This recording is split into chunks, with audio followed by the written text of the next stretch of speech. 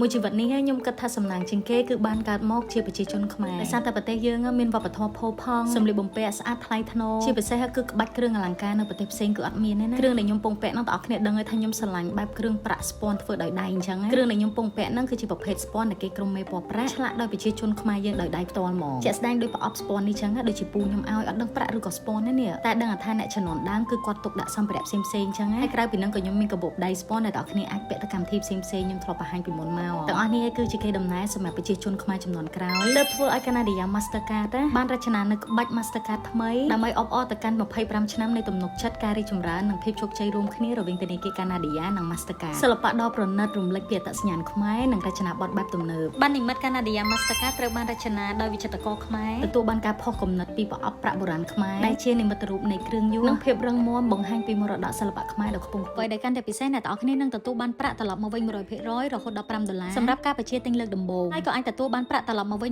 25%រហូតដល់$10រាល់ការចំណាយទៅលើ online Netflix YouTube Spotify Taobao ChatGPT Gemini និង online ជាច្រើនផ្សេងទៀតហើយនឹងចុងក្រោយគឺឱកាសឈ្នះកាបូបដាក់កាត LV និងបបពិសោធន៍អាហារដ៏ពិនិត្យនៅ Kyo Omakase ទៀតផងដូច្នេះអ្នកទាំងអស់គ្នាអាចបង្កើតបាននិមិត្តដ៏ស្រស់ស្អាតនេះដោយខ្លួនឯងបាននៅលើ Canadian Bank App ថ្មីដែលឥតគិតថ្លៃតែម្ដងដំបូងអ្នកទាំងអស់គ្នាគ្រាន់តែចូលទៅកាន់ Bank App របស់ Canadian រួចហើយអ្នកទាំងអស់គ្នាចុចពាក្យកាតបន្ទាប់មក Visual Card ហើយសញ្ញាបូកចុចពាក្យថា Open អស់ទៅផ្នែកខាងស្ដាំអ្នកគ្នានឹងឃើញ Visual Mastercard ថ្មីរបស់ Canadian ឬហើយអ្នកទាំងអស់គ្នាអាចបំពេញព័ត៌មានផ្សេងៗតាមដែលគាត់ត្រូវការហើយគឺជាការរួចរាល់ហើយរីករាយជាមួយបទពិសោធន៍ទូទាត់បែប Digital បែបងាយស្រួលប្រកបទៅដោយសុវត្ថិភាពនិងប្រសិទ្ធភាពជំរាបលាបាយបាយ